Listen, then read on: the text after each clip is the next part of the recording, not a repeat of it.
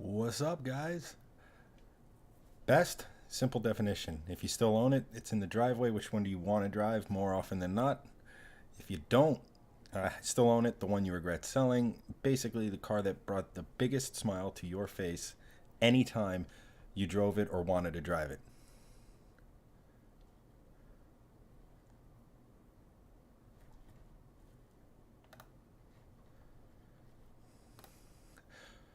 What's going on, fellas? Welcome to the stream. As you can see, I'm riding solo today. Hanson and Greg have wonderful wives that they're deciding to spend Valentine's Day with. Seeing as I am unencumbered with that, here I am, hopefully entertaining you guys for it. Tony, with your 2016 Porsche GT4, it's a hell of a car. That's an awesome little car. The Caymans or 718s get kind of a bad rap by people who've never driven them, never seen them, never that sort of thing. So those are great cars. They may not be a 911, but who cares? They're so much fun. It brings a smile to your face. Go for it. Do it. Have fun with it. That's what I mean by best car. Um, how we doing, everyone? Today we're going to be going through Shifting Lanes' best cars. Uh, Basically, we've owned a ton of different cars, a lot of which have been Volvos. Today, you're going to get my opinion, not Hanson and Greg's. We'll do that tomorrow when they're both on the stream. But today, we're talking about my favorite cars that we've owned as a company, that we've featured on our YouTube channel, all of that sort of fun stuff.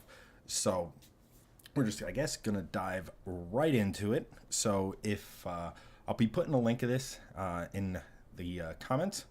But if you want to go and do this for yourself, here's the link. And here we are. So obviously it's a tier list. Apparently when I was reading the guides to streaming, this was basically one of the things you had to do. So here we are. It's kind of fun. It'd be interesting to go through this, see what your guys' thoughts on it. Obviously, I have different opinions from Greg and Hanson because, we got Hanson's cars, my cars, Greg's cars, that sort of thing. So their lists are obviously going to be different, but since they're not here, this is all me.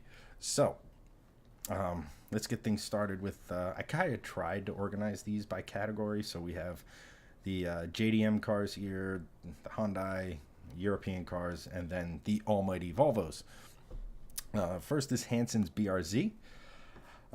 This was a great little car, except once he got the new motor in it, which was a huge ordeal. 6 days in owning it, the engine decided it didn't want to be an engine anymore. So it took a while, had to go through Subaru North America, all that sort of things. But when it was finally running, when it finally had a good motor, he decided to take it autocrossing, which is super cool. But this thing is... it's a BRZ, so it's a great car to learn car control on, a great car to learn racing on, great car to have in back roads because you can rev the nuts off of it and you're not going lethal speeds. But I was a fan of them when they first came out. I would say it's a good car. They're fun to drive. They're great. It's just that FA20, man. That torque trough, you got to rev the hell out of it, and it's not a particularly great sounding car. So it could be better. I mean, we did actually talk about dropping, when Hanson blew the motor, we did talk about dropping a LS into it, which would have really got me going, but it was his car. He put some good suspension on it, had fun, met a lot of cool people, went autocrossing, like I said, and he will have, that's basically been the basis for the rest of his purchases for the next two cars he owned that we featured on the channel. Next up, my IS300. This is an amazing car. I love that thing. The only downside to it was it didn't have enough power from a naturally aspirated 2J. Could be fixed with things like turbos, because these, even the GEs, not the twin turbo GTEs, can handle a ton of boost. So you could have done the simple thing, boosted it, made up 600 horsepower with ease. I wanted to go kind of a different route with it. I wanted to try to see if I could mimic the M3, the E46 M3, which I'll get to in a moment. This, so I went NA. I wanted to see if you could get 320, 350 NA out of these motors. They don't have super high compression, so that was a bit of a task, but mimic the engine layout of a E46 M3. So individual throttle bodies, headers, things like that. I had plans for it, man, but unfortunately, things change. We decided to go a different route that brought me to a lot of you people, including we got Ryan here with his 940 from Volvo. Those are great little cars. I guess they're not little, but they're great cars and stuff like that. But as you can see, Volvo plays a huge part in what we do here at Shifting Lanes. So unfortunately, the IS had to go. It was, I want to put it here in great. I want to say it was a great car because it was fun. It made all the right noises. It had a brilliant interior, one of the most beautiful dashes ever fitted to a car that wasn't digital and things like that.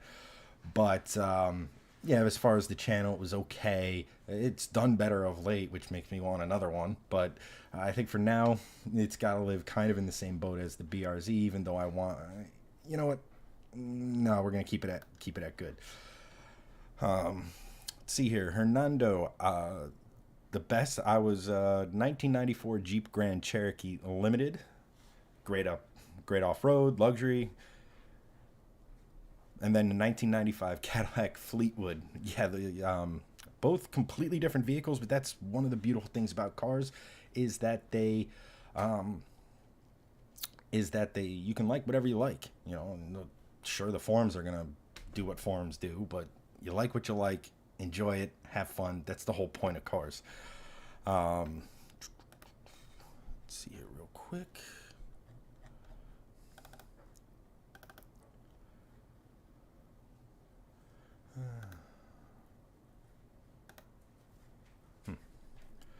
Don't know why chat's not showing up here, but we'll just keep soldiering on here. Let's see if I can bring in. Anyway, on to the next car. That's Hansen's Veloster N. For the money, you're not getting much better performance-wise than this thing. It's a bargain Type R, and it's not that far off a Type R, to be brutally honest. Down a little bit on power, but fun, quirky, looks really good, even though it's got a lot of interesting new design elements and things like that. It's kind of close. I mean, it's a great little car. They're fun to drive. Hansen loves it. Again, he's plans on autocrossing it and things like that. But as far as it's kind of in the same boat as the first two, right? It's a great car. We haven't done much to it, nor is there much plans to do much to it. But as far as the channel and things like that, I don't know, man. I think I don't know. It's better than the BRZ though. So you know what? Calling an audible. We're going to move the BRZ down and we're going to put it next to the IS because I think in the same vein, they're passion cars, right? So I was passionate about the IS, and Hansen's passionate about the Veloster N. It's moving on. The M3 E46, the first BMW on our channel. What can I say about this car? It was, well, let me put it to you this way. When it worked, it was one of the best cars to drive ever. I mean, you don't really need me to tell you that. It's an E46 M3. That's their hallmark. They're great cars to drive. The problem was mine had over 170,000 miles on it. These are finicky engines when running well. Vanos is very much an issue. So after dumping a new rear main, a new clutch, new flywheel, new Vanos, which is a variable valve timing in BMWs, after all that, it worked for about a week, and then the driver's side front caliper decided to seize, at which point I was like, get me out of this thing. So it 100% falls into that category, and I didn't even touch on how terrible the interior was in that thing. Staying with BMW, Greg's supercharged E90. Now this thing is an animal. It's an absolute animal. 625 horsepower, supercharged from a centrifugal supercharger, so the power just kind of, instead of doing that with this like a regular supercharger, just kind of paralleling the normal power line, it kind of does this. So the more you're on it, the more power it makes, which makes it just that much more fun and a little bit easier to control. Problem was it had electrical issues. It had things like the tune wasn't really great. It was tuned for parts that the seller didn't include and things like this. So it was a bit of a problem child. And it never really got to the point where we could have fun with it, race it against the Mustang, things like that. Alrighty.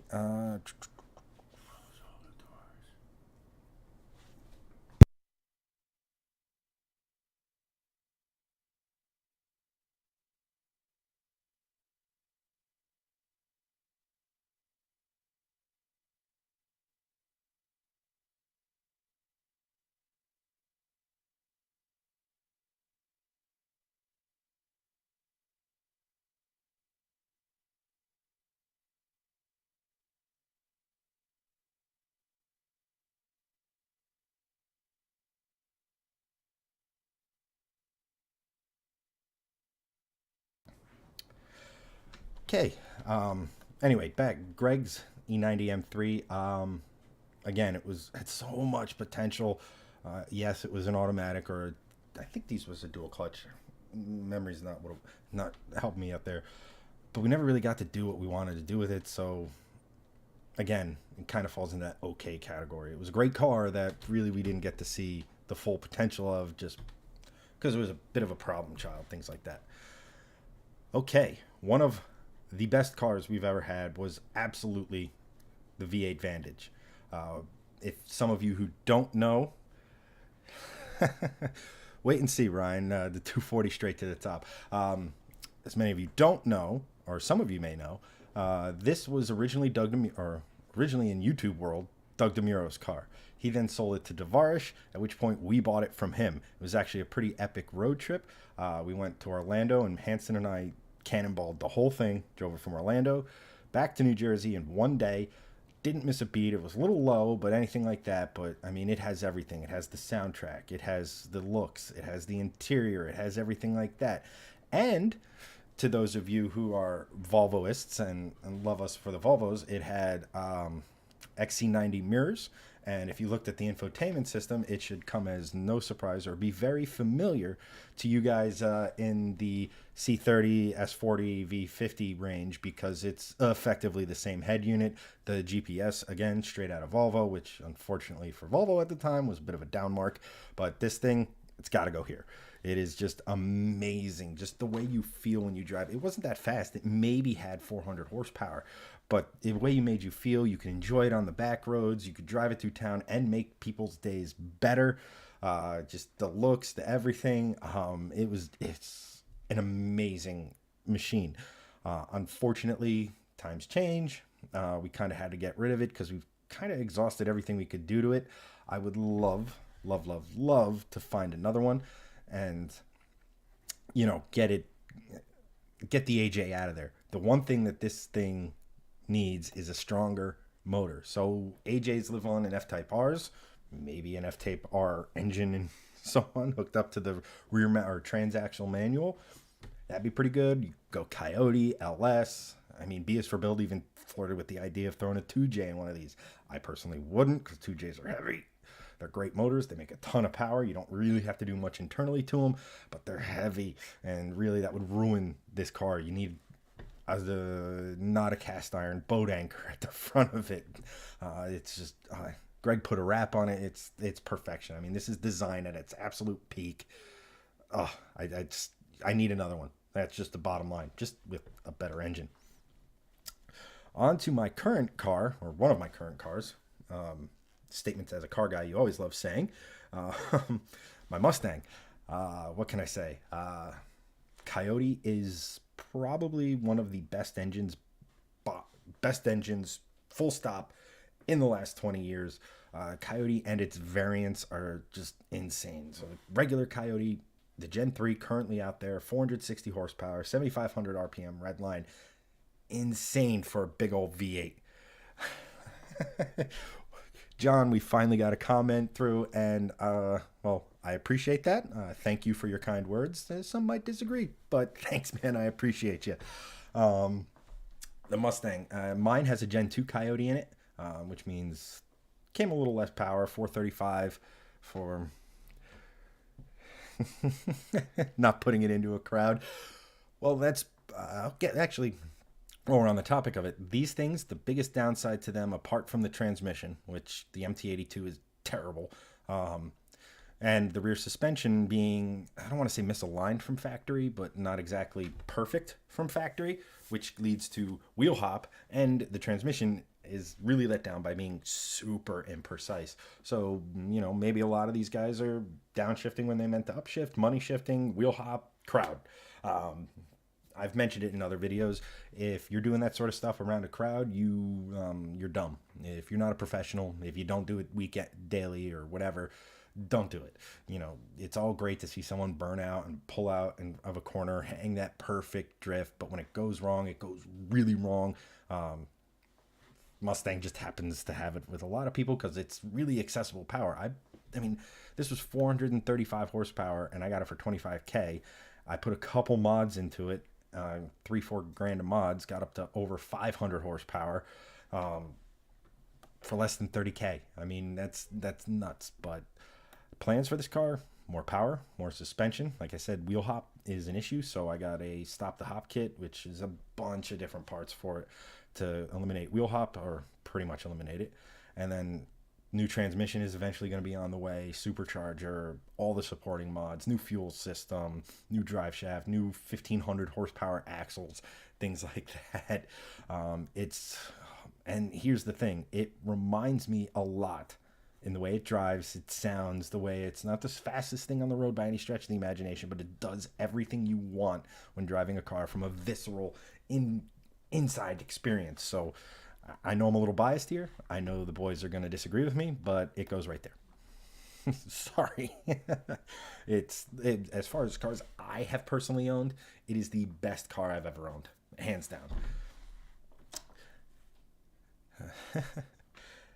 Hanson's S60R. This had all the potential in the world. I mean, we had a V70R, so we knew the platform inside out and backwards. Plus, the community, Volvo community, is the best in the world. I've never been a part of a car group, a community that is as good as Volvo. Save for a couple bad eggs, which you gotta expect. It's been 99.99999% just pleasant, beautiful experience. Best things about owning a Volvo is the community itself. The guys in it, the guys I've gotten to know, I still talk to every single day. Guys I met on the Dragon event. It's an amazing community. So we should have kind of known what we were getting into with this. Again, big mileage, doing stuff like tie rods. The brakes did not want to come off the hub on this thing. I took Hanson 2 or 3 days just to try to do it, and then eventually said, you know what, I don't have a big enough sledgehammer and I don't want to break wheel bearings. So we had to, it was just a problem child. He wanted to take it autocrossing. The problem is that because it's all-wheel drive, because it was a turbo of a certain displacement, it needed to go in a certain class that it was never going to compete in. But it was cool to see this thing on a track doing its thing, or at least coming close to it. But it was one of those cars that was just such a problem child. We couldn't justify dumping more money into it, especially when we had another P2 that was amazing. I'll get to that in a second, but it's amazing. So this, for me, yes. This got to go here. It's just the way it was. I'm nothing against the P2 platform, nothing against Volvos, but this specific car was no, just no. The 240, Ryan, straight to the top. Here's the thing. Here's the thing with the 240. This is not meant to be a negative. I cannot wait to see this when it's finished. Greg said, when Greg's finished with it, or I should say Red Block Performance out in Pacific Northwest is finished with it. Can't wait to see it when it's finished. I would have personally liked to see Greg go a different route with this thing, because the red blocks are so strong, because of all that is they're so strong. But this, in a certain respect, is similar to the Mustang in that it's let down by the trans, and you can't throw a ton. I know it's, I think 300, maybe 350 is the most you can send through one of these boxes, stock. Plus they're Christ, almost 30, 40 years old at this point. I mean, you can rebuild them and things like that, but stock transmission with the red block, I mean, the red block's going to be able to handle a ton of power. But here's the, all of that being said, it's a cool car. It's got a cool story. It's one of the first times we've gone it is the first time we went ground up restoration on a car, partnering with the shop, something I really hope we can do more of in the future.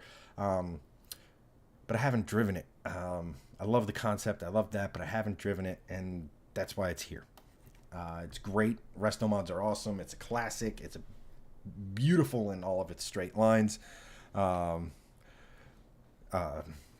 Beautiful in its simplicity and stuff like that. I love the V70R kind of concept going with it. But again, not having driven it, I want to get behind the wheel before I can say it's in the best things we've owned. Not quite straight to the top, but top-ish, hopefully. You know, guys. The newest car to our fleet, and that is the V60 Polestar. Greg's been doing a video series on this on our second channel, Shifting Lanes 2. And yeah, man, it is... it's weird. These cars, I always think, look better in person than in pictures, but then in certain angles in pictures, they look beautiful. I think it's one of the best looking, if not the best looking, Volvo station wagons out there. It's quirky, it's weird, it's got a transverse mounted straight six. I don't really... Okay. That's a lot of weight to throw over the front axle and things like that. I understand there were reasons behind it that I hope to get more out of Greg. I'm actually going to see it for the first time in the flesh this week, so I'm really hopeful to that. Yeah, Ryan, I agree with you. I love, you look at those 240s or 242s, depending on what part of the world you're in, I think, and having crazy big power in a shape like that quite literally, if you're not in the know, you don't see coming. I personally love cars like that. It's something I'll touch on in a second and stuff like that. I mean, these red blocks are great for making power and things like that. Anyway, the Polestar. I love what it represents. I love what it is. I love the look on those big-ass 20-inch wheels, even though they're probably not the best for performance as far as handling and things like that are concerned, and unsprung weight and things of that nature. But the Polestar is... Yeah, man, I really enjoy this car. Another car I haven't driven. It's one of those things where it lacks a manual, and I hate to be that guy who's like, if it doesn't have a manual, I don't want anything to do with it. But it's an automatic. Let me put it to you this way. Literally every single car I have ever owned, and that's 2 Ford Focuses, the Lexus IS300, the E46 M3, the Mustang, and I'm not sure if I'm forgetting anything else, but they've been manual, and I don't know, man, it just takes something out of the equation when you pull a paddle, check your watch, and then it downshifts. That's the biggest thing with the new generation of Volvos I do not like, is that transmission is so slow. Now, I understand there's some Polestar tunes or tunes out there that make it a little snappier, but I don't know. Call it a generational thing.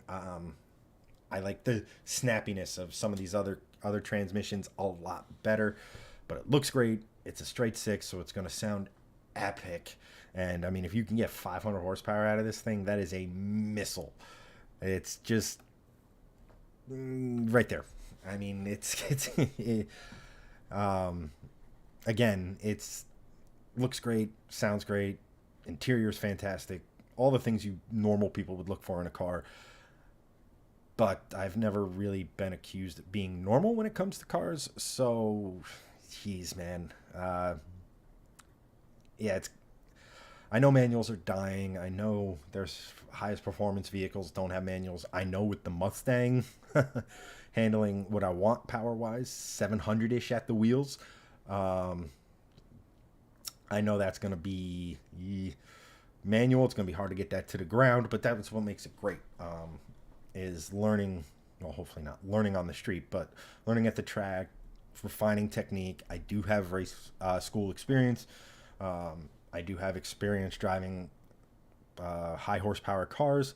I do have experience, but learning this, getting it right, and all that sort of thing, that's part of the joy of it to me. Is automatics you can chuck power at. If the transmission can hold it, you program the computer to do things for you. That's, I hate to be the manual or nothing, but that's kind of it. Like it'd be I mean, imagine this thing with that soundtrack, with that power, with that front wheel or well, it's technically front wheel drive with an all wheel drive or rear all wheel drive when needed, but all wheel drive, grip, all that stuff, manual. Imagine that sound echoing off. Come on. It'd be great if it had a manual, or I'm sorry, it'd be the best if we had a manual, but great. It's still great. It's still great as an automatic. The C30. This was my first foray into Volvos.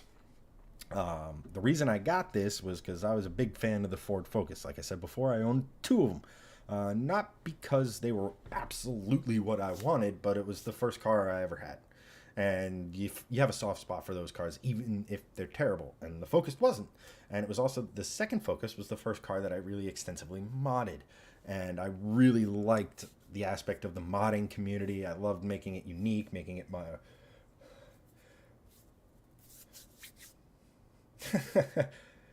first foray. Foray. I can't spell. You have to go to my OnlyFans for that one, Ryan. Sorry, man. So anyway, the C30 is effectively a European Focus, or a European Focus of the time is effectively a C30. I believe the Mazda 3 was on the same platform or close. Just different drivetrain.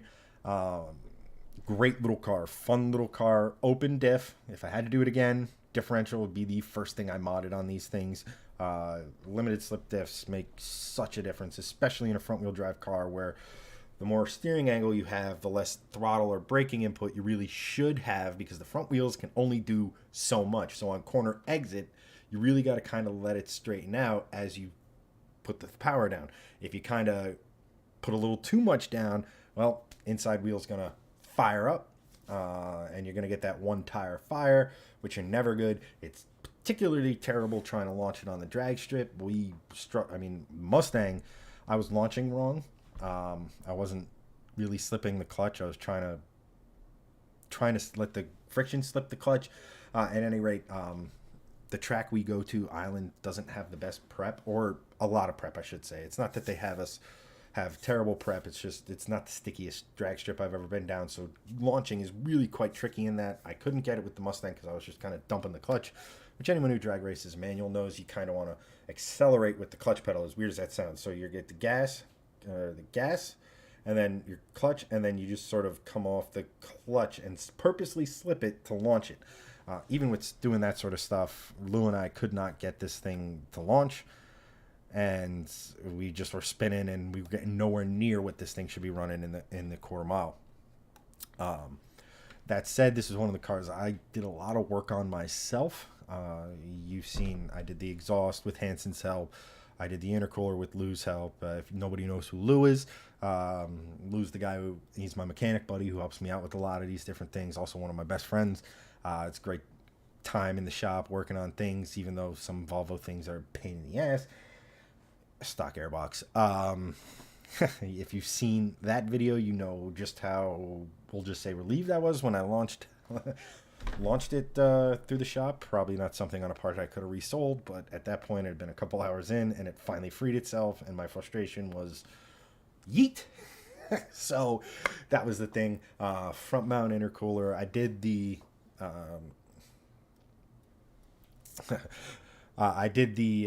upper and lower intake manifolds myself. The oil filter housing, which I think is the PCV in this car.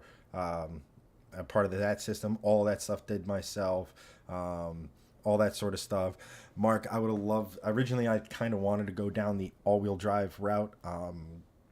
I will save this story for another one, but I have a direction with the C30 that... Well, let's just say nobody else this side of the Atlantic has done. And I got to see if it's financially feasible, because I still have transmission, some body work and stuff for the Mustang. So we'll if the C30 build continues, I'm gonna keep her front wheel drive, but have, let's just say, a unique powertrain. Let's say that. But Mark, man, all-wheel drive C30s are nuts. That's one of the things I love about these cars. Is that it's a Lego set. You can just all-wheel drive, raise something a little bit, do this, and it fits. Like the C30 has the tunnel for the axle in it. I just love the fact that it's kind of like that. You can't really do that with much other cars without really changing a lot of things in the car itself. Downsides. Actually, before I get into that, I mentioned it before. The absolute best thing about this C30, the community. Going to the Dragon, meeting guys like Rich Forsyth and those types of guys. Those guys, meeting everybody at the Dragon, the Facebook groups, the things like that. Like, it's just, the people are so amazing. Like, it's really hard to stress that enough. Just how great the people are in these communities and things like that. Like, I've been a part of the BMW community, the Lexus community, the Ford community, the Volvo community, hands down better. Probably the worst BMW. This shouldn't come as a surprise, but BMW people, no thank you. There's good ones, don't get me wrong. And if you own a BMW and you're a great person, I'm not saying you're not. I'm just saying the people who are active on forums and Facebook groups, even Lexus. You would think Lexus owners would have an air of refinement about them. Nah, it's every question's been asked, and every answer to questions you might come up with are, dude, use the search function, use Google, blah, blah, blah, or this, that. And like, those are the people no. If you're one of those people, just stop. Either write something helpful, share a link, or just don't say anything. In the time you could type, why don't you just search it or Google it or make some sort of funny aside about it and stuff like that? You could have answered the question. You're really not helping. You're just, now all of a sudden you've made fun of or belittled, or someone who's new to the community is now going to be like, maybe I'm not going to be so active and things like that. It's if you're in a community, if you're in a forum and someone asks you a question, answer it or don't be a dick. I don't really understand how to say that. As far as where the C30 ranks, a lot of great memories, a lot of great nights, or late nights, I should say. Late nights not being great. At any rate, a lot of frustration working on it, but the pride of actually doing the work and things of that nature. Here's the thing, though. It's as great as the people are, I can't put it up here. It's just the smiles these two cars put on my face when I was driving them, even normally, is top. The C30 is great in the back roads. It's great. It's unassuming, which really isn't my personality. Those of you who know me know that I like to be loud, not obnoxious. But don't get me wrong, it's one of my all-time favorite things I've ever done on the channel, but it's not the top two. Sorry. It's still a great car. It's still one of my all-time, it's still one of my favorites. I just can't, it does not put the smile on my face that the other two do. And that's not to say it's bad. It's just to say that these things are epic, especially the Aston. The Aston, you could be going 10 under the speed limit and still feel like a king. The Mustang, it just makes amazing noises all throughout the rev range. Has a huge red line, 7,500 RPMs from 5 liters. It just sounds epic. It affords me the opportunity to make one of those mega power cars that I've always wanted, and things like that. The C30 is just below it, just a little bit below it. To be fair, though, all three of these, Ryan, the Aston, the Mustang, and the Volvo, were all part of FOMOCO when they were made, Ford Motor Company. So really, Fords are all near the top. I don't know where I was going with that, but at any rate, the last car on the list, the V70R. We've actually owned two of them. The first car we ever bought for the channel was a V70R automatic. That we wanted to do all the things you saw us do with this R, plus a manual swap. Well, we looked into a manual swap and realized we could just buy a good manual car already for half, 25% of the price. So we did. And this thing, Fomoco Volvo is really a Ford with nice clothes and a funny accent. I couldn't agree more. The interesting thing is that they brought the C30 but not the Focus, because the Focus of that era here was terrible. Well, I shouldn't say terrible, just an update of the Focus I had, which was 140 horsepower out of 2 liters.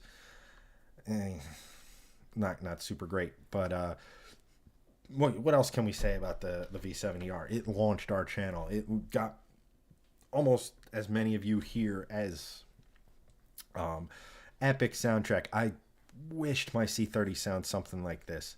That miniature V10, that miniature V10 sound, that scream, that howl, it was so amazing. Driving this thing around, so amazing. You drive by, people would hear the exhaust, and they'd look up, and then you drive by, and they'd be looking behind you, trying to figure out what was making that noise, and then it hit them, and it's this mundane, safe Dadmobile Volvo station wagon that it's everything about it was awesome. Despite Greg's best efforts, I mean, he nuked the clutch at the track and it just came back for more. I mean, more like 500 plus horsepower in it. Epic noise. Again, more great relationships, more partnerships with Ben, or Rolling Motors up in Connecticut. I think Ben. Just an amazing vehicle. The interior was okay, but not bad by any stretch of the imagination. The first one we had, I think the seats were going on it. This one, the seats were great. The color is unique but not obnoxious. It's what can I say? This is kind of like our first child, like it's an amazing machine. Downsides, nose heavy, prone to understeer and lift off oversteer and stuff, so you can't really control too much with the throttle. I understand that's like 0.001% of most people, and I'm gonna probably, if to any of the V70R owners or P2 owners in general, I don't get the Spaceball shifter. I don't. It makes a weird noise. Makes it feel clunky. It's cool and unique and modern, but so were some other things 10, 15 years ago that ended up not aging particularly well. And I think that's the Spaceball shifter. I know it's an iconic piece of the P2. I don't care. It's oh man, it's just not. It's not for me, man. Just give me a gated shifter or just a regular shift boot. Don't reinvent the wheel. But where does this car rank? It can't rank anywhere else. I mean, if this was most influential to us as shifting lanes, it would be up here, way up here.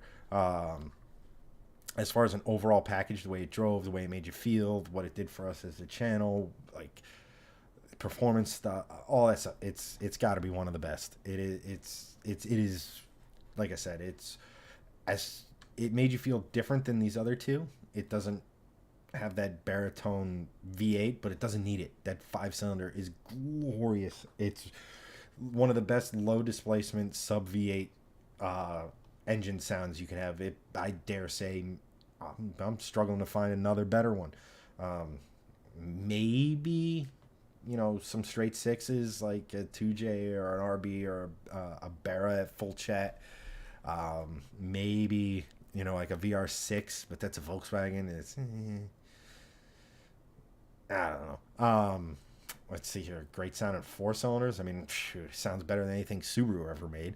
And people ruin the sound of your K's and B's and from Honda and things like that. Yeah, I'm gonna say it. And outside of V8s, V10s, and V12s, this is, if it has less than 8 cylinders, this is probably the best sounding engine, bar none. I mean, I mean, I'd love to play around with that motor a little bit more. Put it in some. I mean, imagine this motor making that 500 with a gearbox that could handle it in the 240. I mean, talk about a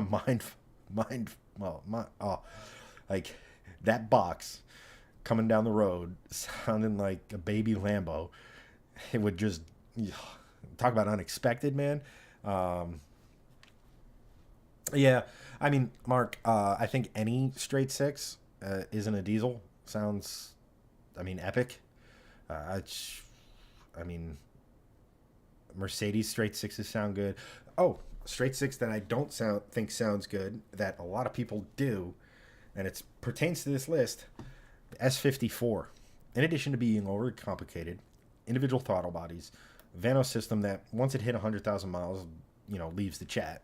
Um, this thing, nah, man, it just you had to be over 5,500 RPM for it to sound anything as good as it would, and almost every single exhaust from factory, or all the exhaust from factory, it had way too much rasp. It cheapened the sound.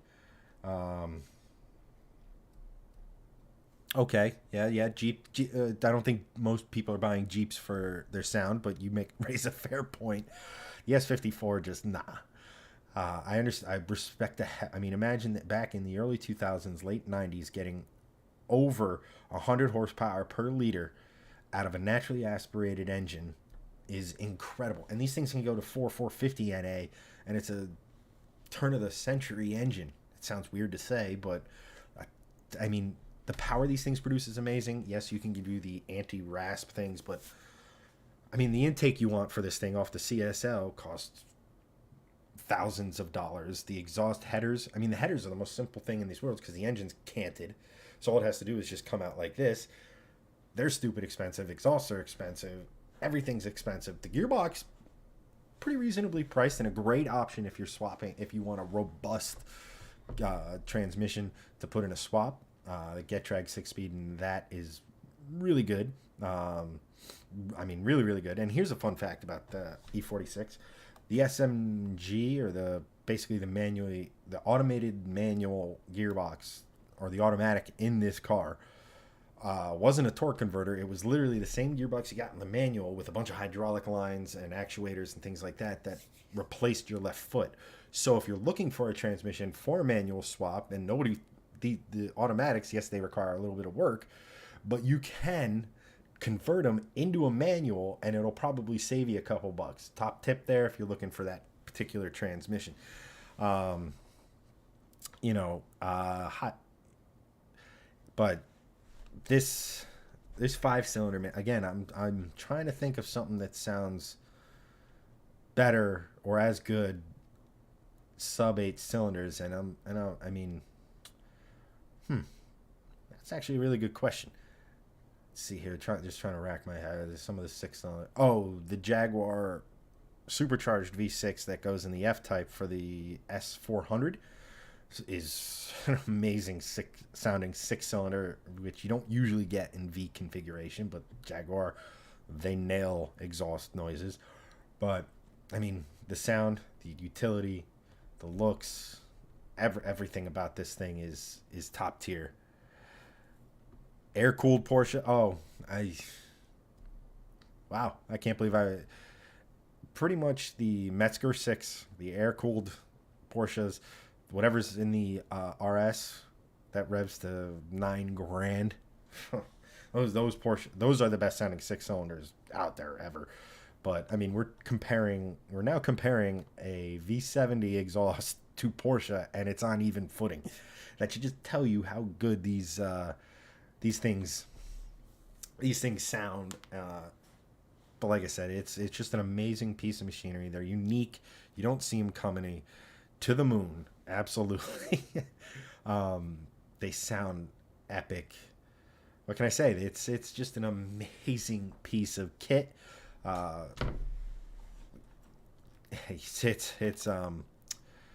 hard to beat. It's hard to beat those and things like that. All right, let's see.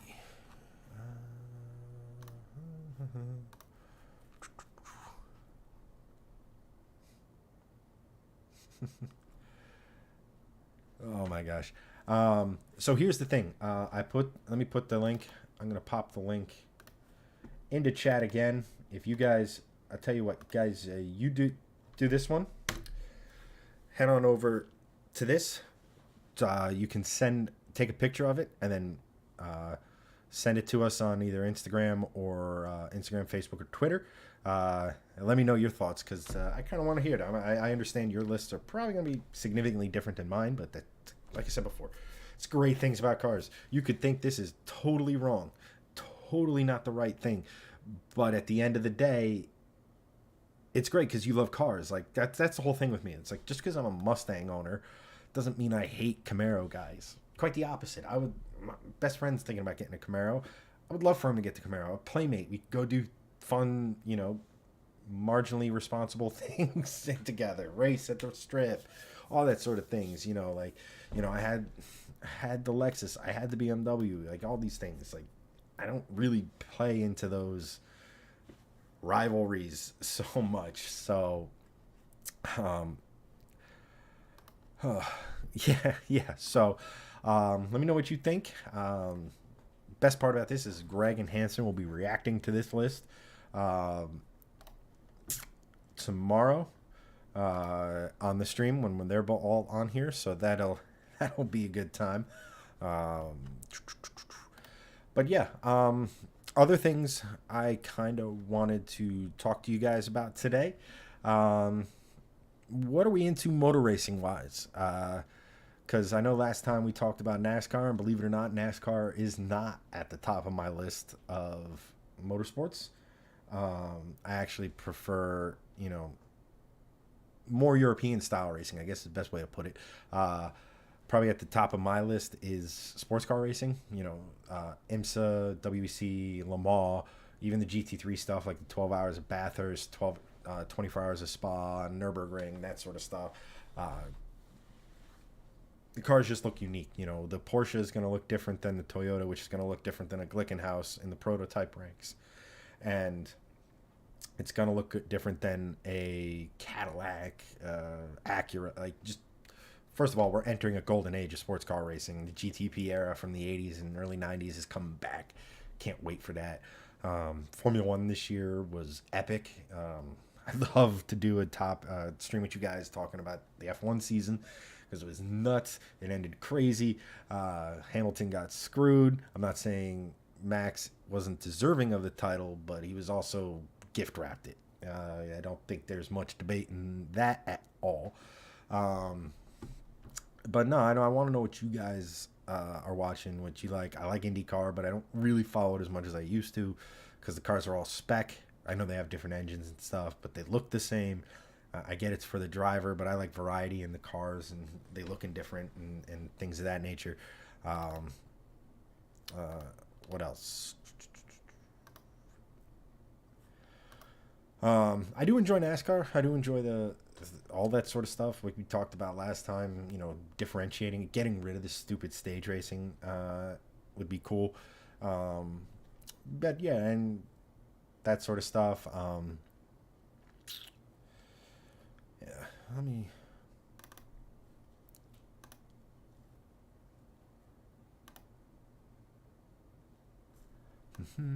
Sorry, I'm just playing around with chat a little bit here. All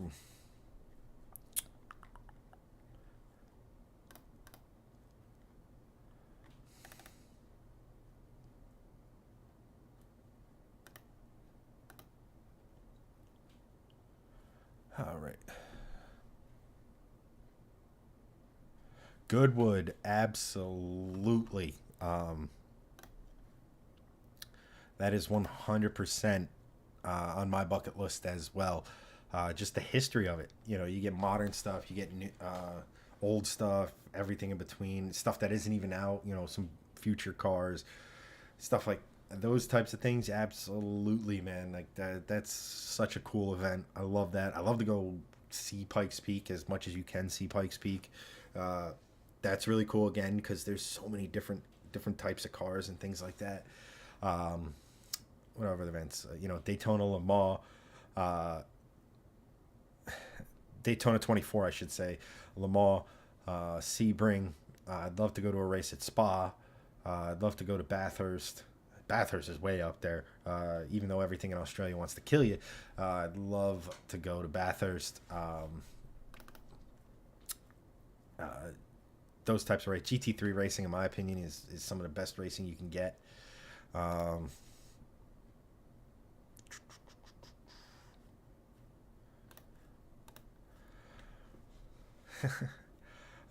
I'd even World Rally or Rally in general. It's tough to spectate Rally because you get to sit in one spot the whole day and wait for cars to go by. You don't really see the whole thing or get to see, the coverage on Rally is really, really tough. Uh,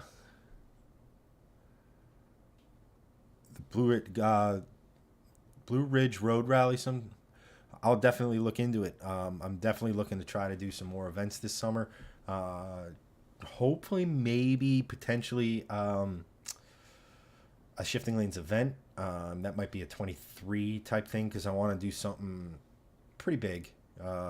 Obviously, I need the boys' approval, but I want to do something that brings a lot of us together, regardless of what you drive. I'd love to see the Volvo guys again. I'd love to do the Dragon again. It's just so far away. It's a pain in the ass to get down there, and from where I am in New Jersey. Yeah, that sort of stuff. Events, things like that. I'd love to just do not a cars and coffee, but like, hey, let's meet in a parking lot, talk some stuff, and go get a burger or some stuff or whatever, some joint, things like that. Yeah, that'd be so. That's the thing I miss and I think a lot of you guys miss um, with COVID, and even though we're hopefully in the tail end of that, uh, just missing on that sort of stuff. Like I said, part of the best part about being in Volvos is not even the cars. This is the people, and when you can't see people or travel restrictions, or you got certain stuff with work or the kids or wife or whatever you have that's your primary focus over your toys, which cars. I mean, put it this way: I have a 3/4 of a mile commute in the morning, so cars are pretty much toys for me. I could walk to work. Probably should walk to work. Uh, COVID-15, more like 20, is a real thing for me. So, um,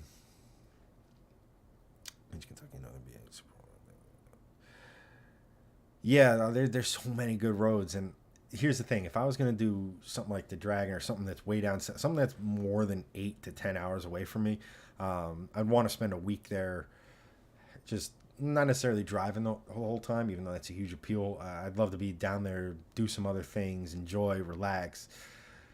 Some events are just too short, and you spend 30 hours on the road getting there and getting back. It's a lot, and my desire to do big time road trips. I don't know, like some stuff's cool. We've kicked around some road trip ideas that Greg and I might be doing this summer. Yeah, hell yeah, man. Like Mark, love to. You know, that's the thing is getting back into the groove of things, getting my work back to a better place. It's another reason why I can't really do much in the summer. Even though probably it's best to like this year I was supposed to go to Florida. That kind of fell through. I have some buddies down in Florida that they're not Volvos, but they're pretty epic machines. My buddy has well, he doesn't know how much horsepower his Super makes because the dyno only went to 2 grand, 2,000 horsepower. He's building a Super Pro mod. He's got Ferrari, a Cadillac CTS-V. Like my boy. Like I'd love to get down there and see that sort of stuff. It's travel's tough, tricky at the moment. With hopefully work, I can do that in the summer and personally and things like that. Just enjoy it. Enjoy cars because right now my enjoyment of cars are limited to my area until the tracks open up. And I do want to get back to the track. I want to get the Stang on the track. I want to get a couple things done on the C30 and get her back to the track because my buddy with a SRT4 is calling her out. I had a Dodge Ram owner call both my cars out. Sure, take on the C30 and then whatever.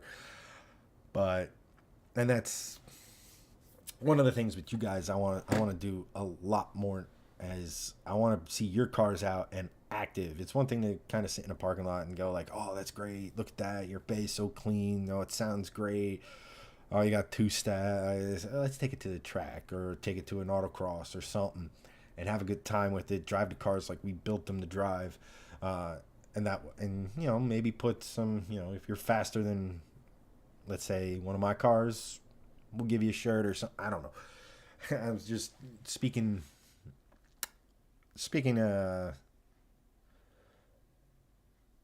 You figure being on YouTube, words wouldn't escape. Yeah, I just off the top of my head, that sort of thing. But yeah, I do apologize, guys. I don't know why chat didn't work. Well, chat for you guys worked, but I don't know why it didn't show up on screen. Something I got to fix for tomorrow.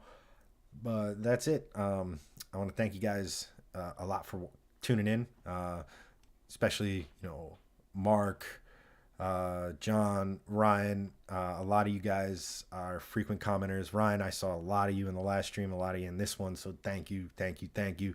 Thanks for making this thing supportive. Guys, if you don't like the YouTube or the Facebook platform, you can always find Shifting Lanes live on YouTube. I'll put a link to that in the chat, so you guys can, again, if you don't like doing things Facebook-wise, we do have a live channel that all this stuff is going to live in. But again, we'll be back tomorrow at 8 o'clock, me, Hanson, and Greg. If you guys like just the solo stuff, let me know. I'll see if I can do more of these for you guys, and we can talk. And as always, if you guys aren't members, or if you are on Facebook or Instagram and things like that, tag us, comment on us, post things you want us to talk about.